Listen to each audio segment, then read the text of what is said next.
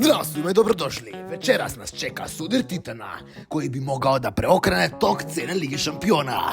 Arsenal i Bayern München ulaze na teren kao dve fudbalske sile gladne krvi, slave i osvete. Stadion će bukvalno da eksplodira od atmosfere, a navijači već sada ne dišu, čekajući prvi zvižduk. Ako mislite da ste doživjeli fudbalsku dramu, spremite se, jer ovo će biti nešto potpuno drugo. Arsenal ulazi u ovaj duel kao ekipa koja konačno želi da pokaže da pripada samom vrhu Evrope.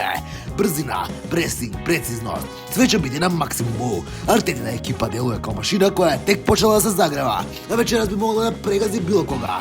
Ali ne i bez otvora. I ne Bayern Münchena, jer sa druge strane stoji mašina Bayern München, nemačka supersila koja u ovakvim mečevima jednostavno odbija da izgubi, čak i kada ne igraju savršeno. Njihov instinkt šampiona je zastrašujući. Kompany, najbolji trener sveta. Kane, najbolji igrač sveta. Šta da pričamo? Bayern je tu pobednik. Šta da radimo? Jedno je sigurno, večeraš neće biti obične utakmice.